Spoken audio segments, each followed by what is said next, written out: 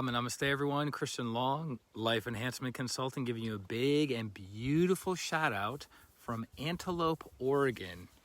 Day six of 31 days traveling around the Pacific Northwest. And I'm at the famous or infamous site of Osho's Ashram in Oregon. And some of you may have seen the documentary Wild Country on Netflix, which is a 6-part series about what took place at this location in the mid to late 80s. And being here now in the physical form, there ain't nothing out here. I even thought in the documentary, I was like, oh, they have a little town square and they have a little cafe and they have, this and that and little cute houses and everything. There's nothing here. I could even say the town is bankrupt, or the town is, I don't know what you would call it, but there's nothing out here. I can't even find on a map where the ashram used to exist. And to imagine that in the mid-80s, thousands and thousands and thousands of people would be coming here, living here, having these sexual orgies, as well as these emotional catharsis, as well as deep meditations. And I mean, I guess if you're looking to try things new that are off the beaten path, why not come out to a place that is definitely off the beaten path? There's nothing out here. It's beautiful. It's super, super quiet. The energy's clean. I'm actually looking forward to doing a meditation here later on today. I was able to get up this morning around 5:30, got a nice deep 8 hours of sleep in my little tent at my camping site, which was beautiful. And then I ended up driving through Mount Hood National Park or National Forest. It was pristine. It was so beautiful. Evergreens everywhere. I went 65 miles an hour. I went 65 miles an hour, and I wasn't able to go through the entire area in less than an hour and a half, right? It's amazing how massive this part of the country is, how much natural beauty there is, how many lakes and mountains, and just, it's beautiful. It's so pristine. And then on the other side of Mount Hood, which I'm on the eastern side of Mount Hood, about an hour outside of the eastern side of Mount Hood, it's here, Antelope, which I don't know if the population is more than 45 people here. There ain't nothing out here. Let me see if I can give you guys a view. So I'm still trying. I looked on the map multiple times, but they've done their best to erase it off of the map of where the ashram for Osho used to be. But that's the town right here. I mean, they don't even have a general store. There's no restaurant. There's a post office. There's a fire station, right? And the fire station, if you can believe it, the fire station has a fire truck from like the 1950s that they've just been maintaining because there's not enough revenue coming into the town to like justify getting an actual fire truck. So it's peaceful. It's quiet. I like the energy out here. Adriana, Atma Namaste. But I didn't have unrealistic expectations. I just had, hey, there's expectations that there's a teeny tiny town here. Check. But I had expectations that it was a little bit more lively, a little bit more dynamic, and that the area to Osho's ashram got replaced, I believe, I don't know exactly when, but recently, by a Christian organization. So where his ashram used to be, there's now a Christian organization there. But I don't know where that is on the map. I'm having a hard time finding it. And then wherever I go outside of when I go into town, Indiana, and I'll say when I go into town, I lose reception. When I go into town, I lose reception. Think about what I just said. And then when I go out of town, like I'm kind of out of town right now, I have reception.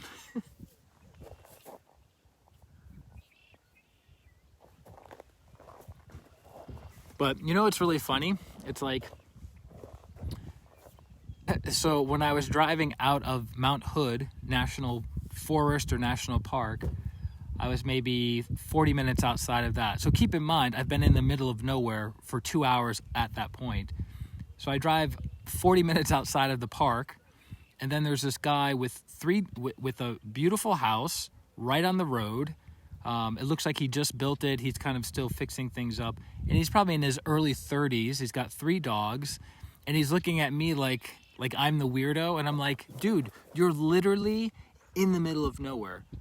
There's nothing out here.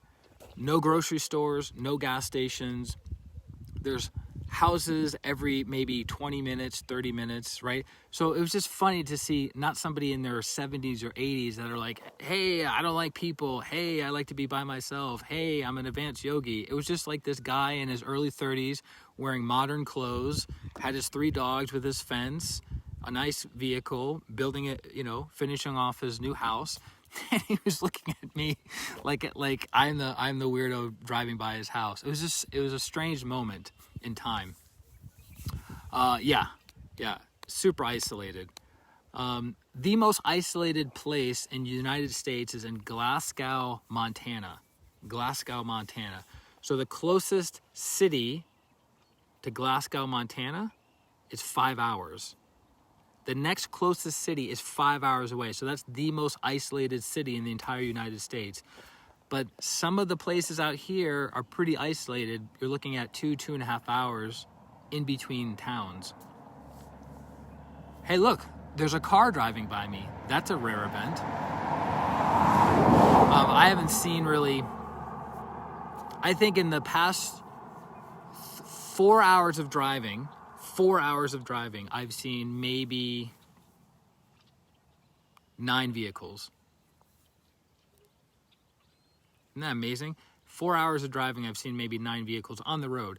And I also went to this other town, which was huge, that had probably maybe 125 people. And it's called Maupin, Maupin, Maupin, Oregon. And it's really well known for their whitewater rafting, because there's this huge river that goes right through the town. And it was super cute to watch like the parents walking their kids to school, because there's one school and everything is in walking distance. The post office is within walking, like anything you could think of is literally within a 5-minute walk. One of the smallest towns I've ever seen. So where I was in Cougar, Washington, right, Cougar? Yeah, Cougar, Washington, the population is 178. That's like a major metropolitan city compared to some of the places out here in Oregon.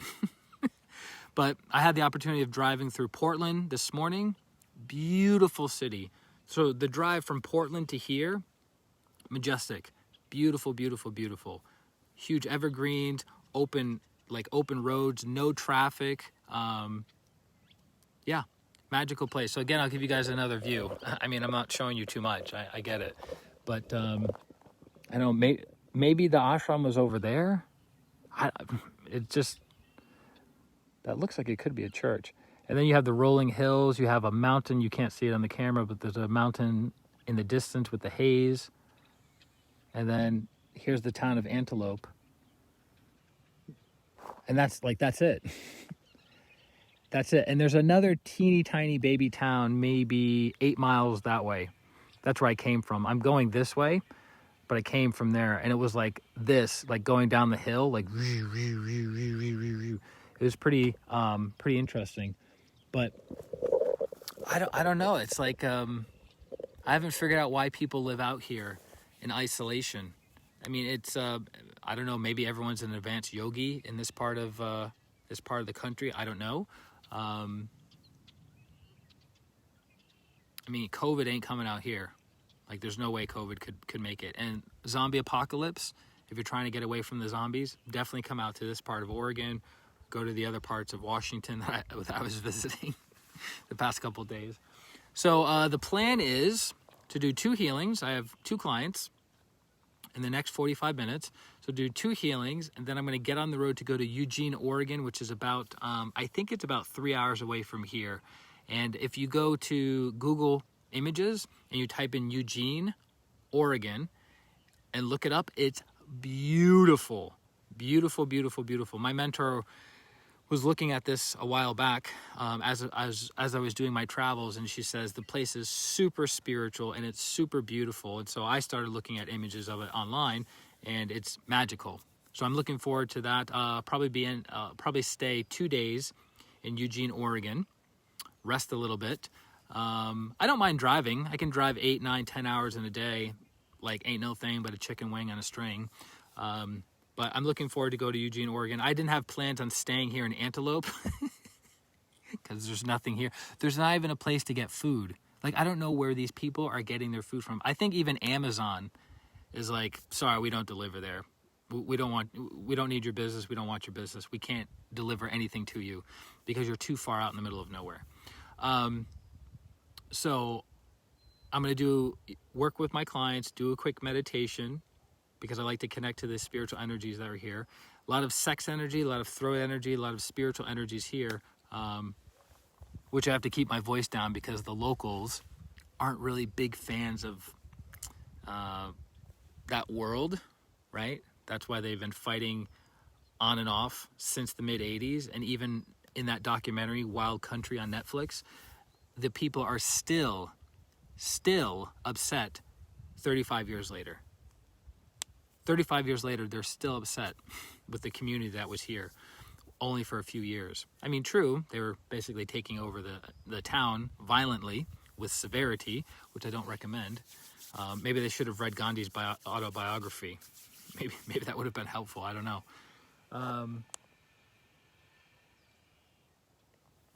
But it's great to experiment, great to get out there, great to connect with other energies. Indiana says, what, you just came from isolation? I know, I keep isolating myself. I came from isolation, now I'm going into isolation. By the way, if you ever think that Bigfoot doesn't exist, drive through the remote parts of Oregon or drive through the remote parts of Washington State. And let's put it this way, it's so remote that even Bigfoot walking through the woods would hear something and go, what's that? Did you hear that? Even Bigfoot doesn't know what's out in Washington State forest and Oregon's forest. It's pretty remote. It's pretty remote. The fact that you can drive 65 miles an hour and do that for an hour and a half and just barely cover one road in one national park. It's pretty amazing, actually. What else? There's something else I want to share with you guys. Weather's been beautiful. If the weather stayed like this all the time, that would be amazing. I would move here if the weather stayed like this all the time. And it's so fascinating to compare. That's a huge bee. To compare. All right, bee, relax. Whoa! I'm getting attacked by a bee. Okay, so it would be amazing. Like, it's amazing to compare Boise, Idaho, right, where I was a few days ago, and then where I was in Washington State, and then where I am now in Antelope, Oregon. Like the topography and the weather and everything is so different. It's amazing. It's really, really amazing. So anyways, I guess I can't remember the other thing that I was going to share with you guys, but wish me luck working with my clients. Let's produce some miracles for them. Also, safe travels to Eugene. UV, amazing blue sky. Look at that jet passing by. Where did it go? I see the stream. Haha, get it, stream? Get it? UVD, get it? Chrissy says, leave the bee alone and it won't bother you. I wasn't bothering the bee. I remember my first time ever on my dad's property in Berlin, Massachusetts. I was just walking through the woods, minding my own business, as I usually am, and I stepped in a bee's nest. I've never done that before. I stepped in a bee's nest, and I got stung, and I got stung once, and then I got stung twice, and then I got stung about 15 different times. Good thing my body doesn't have an allergic reaction to bee stings, because I would have been killed immediately. I'm all about loving kindness, not injury. Like, I don't get pleasure out of hurting animals. I don't get pleasure out of killing insects. Like, that's not the world that I operate in. I've always been like that.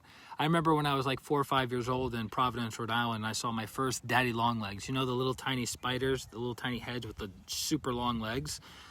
And I was fascinated by it.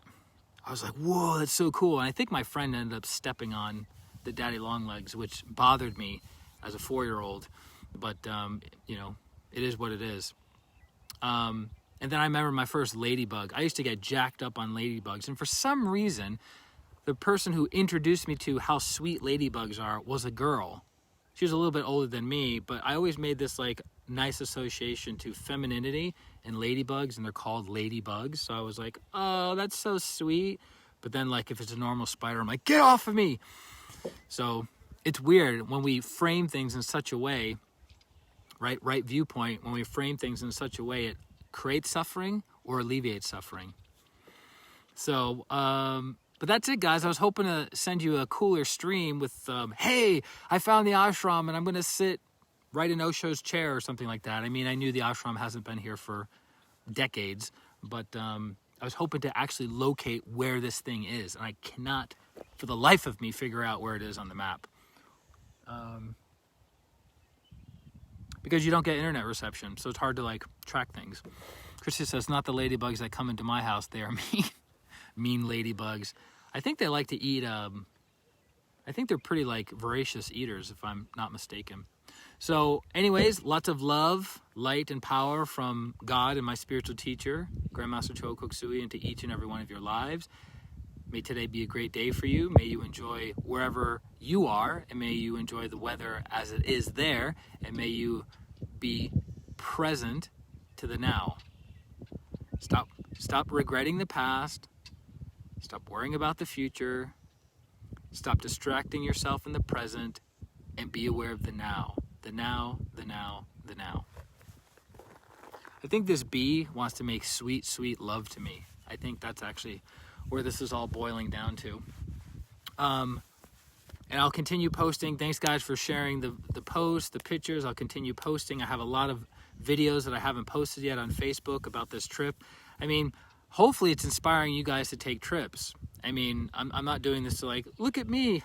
Look at all the cool things I'm doing. I'm just excited of sharing it with other people. And if it inspires you to maybe travel more, great. If it inspires you to reach for a goal that you want to reach for, great. I actually just found out this morning on my drive here that a friend of mine who was a friend of mine let me know that a mutual friend of ours and a mutual mentor of ours from like 20 plus years ago, he left the body last month. He was a very successful real estate investor. He was a TM teacher, transcendental meditation teacher, multimillionaire, traveled the world, had always had a laugh and smile on his face, and always had very interesting things to share. He was a very interesting person, but he left the body in his mid-70s. He lived a good life. He left his estate to his daughter and his wife. But he'll be missed. I haven't seen him and connected with him since 2017 when I was in Fairfield, Iowa. That's where I originally met him. But may his soul be blessed. May he be illuminated. May the healing angels, healing ministers take care of him on his next journey. Remember, the soul is continuous. The soul is continuous, right? There is no death for the soul. There is no birth for the soul. There just is light, love, and power. What did Chrissy say? Indiana says, have a blast. Wish I could take a trip. Well, you got to sell that house, girl, and get after it. If I had unlimited funds, I would travel all the time. How about you say, I'll travel all the time, and then the unlimited funds come? Aha! Why create an obstacle? Why create an impediment? Why create a limiting belief? What's your intention? Another bug's trying to make love to my leg. Have your intention, right? So there's a class in Pranic healing that Grandmaster Choa Kok Sui developed many, many years ago called Kriya Shakti. And Kriya Shakti is using energy to materialize what you want. And one of the main principles of developing a strong thought form to materialize what you want is the end. What is the end? Focus on the end. Focus on the result. Focus on the objective, not the means, right? Because by focusing on the means, you're limiting the channels that end can materialize through, right? So it's like, okay, when I have this amount of money, then I can do it. When I have this kind of family dynamic, then I can do it. When I have this kind of relationship, then I can do it. When I have this kind of whatever, right? So you're limiting versus this is what I want, and as I move in the direction of what I want, things will materialize and things will begin to open up. So it's backwards thinking. It's partly why people don't materialize the things that they want, because they focus on why they can't make that happen versus focusing on this is what I want. For instance, I'm traveling for this month. I did my best to plan it to the best of my abilities, right? This trip, and I'm 6 days into a 31-day trip. And did I have all the answers? Did I have everything in line? For the most part, but I didn't plan on having a tire blowout in the middle of the night. I didn't have plans on, falling asleep and being woken up by a train 8 feet from me, right? I didn't have plans on coming to Antelope and being thoroughly disappointed. Just kidding. But my intention was to what? Travel to these cities within this period of time and have a good experience. That's my objective. That's my target. That's my focus. So everything is organizing for that to materialize. Now, are there going to be little blips and little surprises and little bumps and little issues? Of course. Welcome to being a human being. But there are ways to mitigate that. One is through knowing Kriya Shakti principles and applying them. Number two is knowing pranic healing principles and applying them, right? The weather's perfect. Oh, it's so perfect. It's so perfect. Oh, I feel Osho's energy coursing through me. I think the first book I read by Osho was called Courage, which was inspired by one of my ex-girlfriends. And she read it, and it changed her life. And then I read it, and it improved my life. And then she reread it, and it gave her another bump. She's actually pretty good with courage, but she practiced courage in other areas that she was lacking. So she became more courageous in more areas of her life. So Osho has a lot of great books, a lot of deep spiritual teachings. Some people disagree with his politics. Some people disagree with how he handled his organizations and disciples. Some would disagree that, he was too flaunting of material and financial wealth, that there's too much sexuality and all those other things. But, it is what it is. The people that there are certain people that are attracted to certain paths because it's what that soul needs to learn, needs to experience in order to evolve and move forward, right? So if you're not attracted to the tantric path, that's okay. It doesn't resonate with you. Now, some people can be attracted to a certain path, and that gets them off the path. It gets them off the rails. But, again, they're still working through their karma, right? So, as Grandmaster Chogo Koksui would say, karma is not fatalistic. Karma is always evolutionary in its effect, right? So you may think you're getting off your path, but you actually did that because it's part of your path. You had to experience that pain, that suffering, to develop other abilities to neutralize negative karma and then put you on the path and accelerating you in the right direction. I saw a cow as I was driving, this giant field in Washington State, huge field, like 3 or 4 football fields. And right in the center of the football field, I hear this weird noise. Right in the center of the football field was this one cow. And there's nothing but grass. I was like, what a fat pig. What a greedy cow. One cow in a field the size of 3 football fields with grass. What is it? Oh, it's a little bird. What's up, chunky bird? There's a lot of chunkiness. And I passed a tiny home community. You heard that correct, ladies and gentlemen. I passed a tiny home community. There's about 5 houses, all tiny homes. It was a community. I bet someone owned the land. They built those houses, which go from anywhere from about $25,000 to $45,000, and I bet you $1 billion That's the loudest bird I've ever heard in my entire life. That they're using that for Airbnbs. Indiana says Osho was a great teacher. Oh, you guys didn't know Indiana was also a disciple of Osho? She also did the orgies. She was actually one of the main facilitators of the orgies in the mid-'80s. You guys didn't know that about Indiana, did you?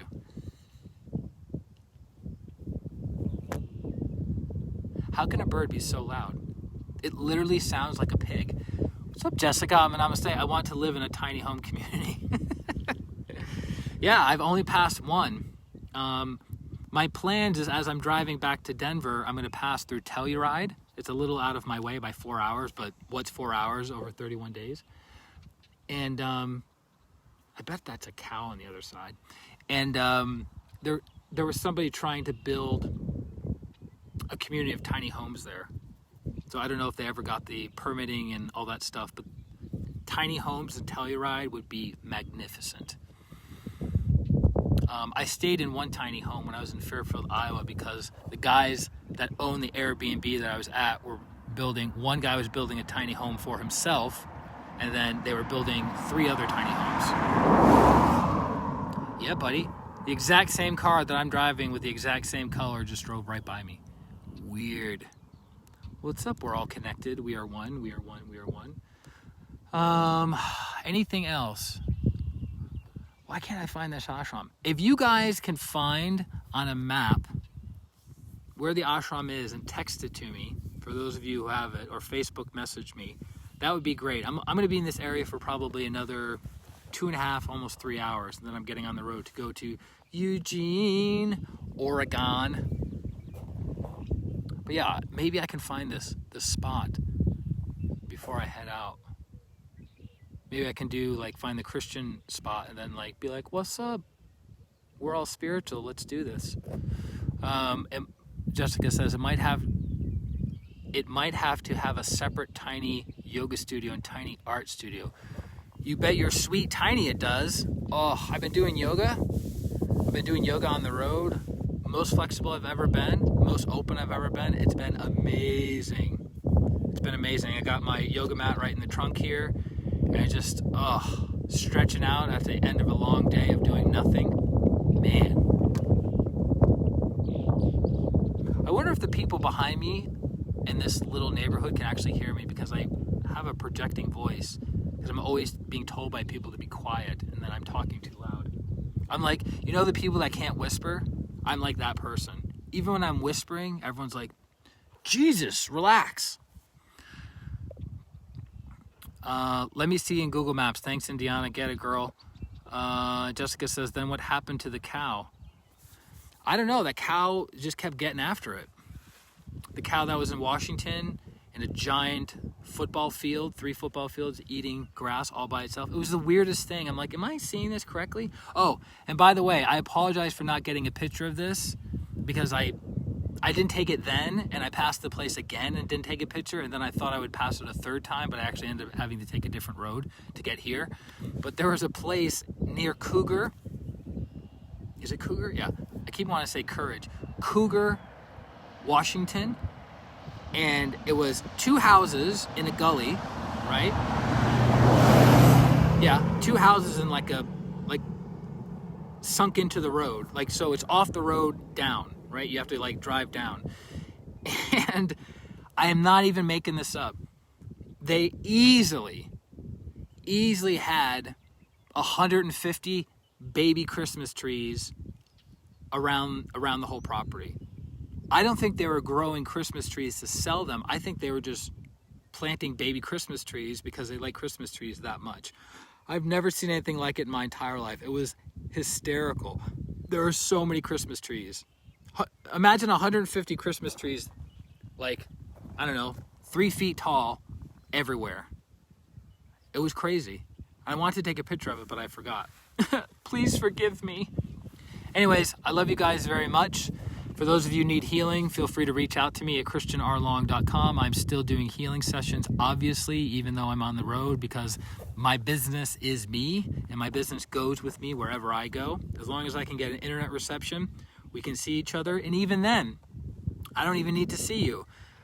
I don't need to log on. We don't need anything. You just say, you text me, Christian, I need healing on this: migraine headache, lower back pain, toothache, anxiety, depression, a phobia, some kind of addiction. And we follow the protocol that was taught to us by Grandmaster Choa Koksui, and the person transforms. So I don't even need to see you to talk to you, but, you know, people like to have the kind of face-to-face, quote-unquote, interaction. So that's why I typically need to have cell phone or Wi-Fi connection when I bust out working with clients. So love you guys very much. Enjoy the rest of your day. So much love from Antelope, Oregon. Sexual love, sexual intimacy, emotional love, emotional intimacy, mental love, mental intimacy, spiritual love, spiritual intimacy. May you all be blessed, may you all be blessed, may you all be blessed, may you all be blessed. So be it, so be it, so be it, so be it. Love you guys. This is Christian Long, Life Enhancement Consultant, wishing you a beautiful day, a beautiful week, and a beautiful life. Atma, namaste. Bye-bye.